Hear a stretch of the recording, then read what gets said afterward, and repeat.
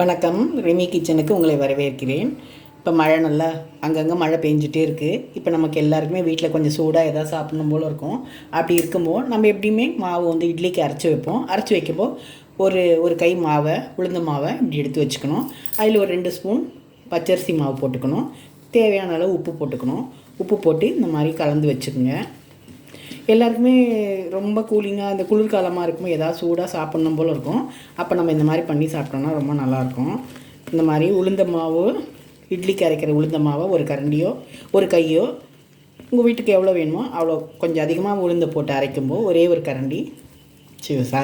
ஒரு கை அளவு எடுத்து வச்சுட்டு அது கூட கொஞ்சம் வெங்காயம், கொஞ்சம் மிளகுத்தூள், கொஞ்சம் கருவேப்பிலை, பச்சை மிளகா போட வேண்டாம், மிளகுத்தூள் போட்டுப்போம். அதையும் இதில் மிக்ஸ் பண்ணிப்போம். மிக்ஸ் பண்ணிவிட்டு நம்ம வடையாக போடாமல் அப்படி குண்டு குண்டாக போண்டாவாக போட்டுப்போம். பச்சரிசி மாவு போடுறதுனால நல்லா உருண்டு திரண்டு வரும்.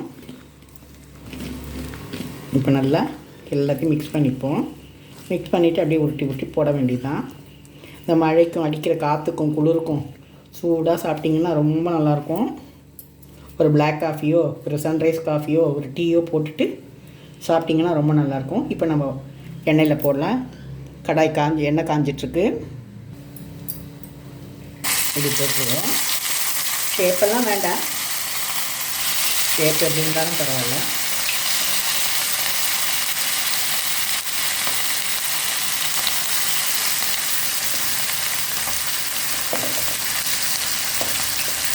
வேகட்டும்.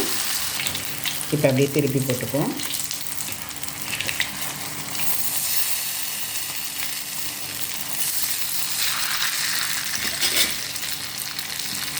இப்போ நம்ம எடுத்துருவோம்.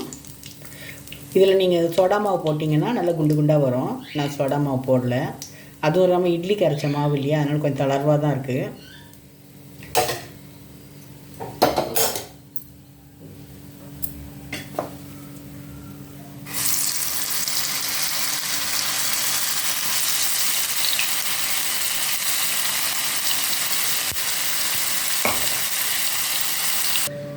நம்ம வடைக்கின்னு உளுந்து அரைச்சோம்னா கெட்டியாக அரைப்போம், அப்போ குண்டு குண்டாக வரும். இது நம்ம இட்லிக்காக அரைச்ச உளுந்து இல்லையா, அதனால் கொஞ்சம் இலகுன மாதிரி இருக்குது, அதனால் தட்டையாக வருது.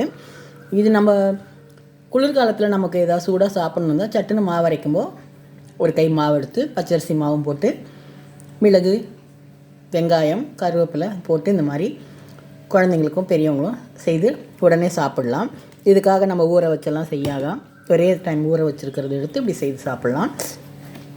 அதுக்கு மேட்சிங்காக நம்ம ஒரு கிளாஸ் பிளாக் காஃபியில் வந்து நாட்டு சக்கரை போட்டு, சுகர் போடாமல் நாட்டு சக்கரை போட்டு இப்படி ஒரு காஃபி பண்ணிவிட்டு இந்த காஃபியும் இந்த வடையும் சாப்பிட்டா ரொம்ப நல்லாயிருக்கும். குளிருக்கு எல்லாருக்குமே கொஞ்சம் சூடாக சாப்பிட்ணுன்னு தோணும் இல்லையா. முன்னெல்லாம் அம்மாங்கெல்லாம் ஸ்கூல்லேருந்து பசங்க வரும்போது இந்த மாதிரி தான் ஏதாவது சட்டுன்னு செய்கிற மாதிரி ஏதாவது ஸ்நாக்ஸ் செய்து கொடுப்பாங்க குழந்தைங்களுக்கு. நீங்களும் இந்த மாதிரி இட்லிக்கு மாவு அரைக்கும்போது ஒரு கை மாவு எடுத்து இந்த மாதிரி செய்து கொடுங்க. ரெமி கிச்சன் எல்லோரும் சப்ஸ்கிரைப் பண்ணுங்கள், லைக் பண்ணுங்கள், ஷேர் பண்ணுங்கள். தேங்க்யூ.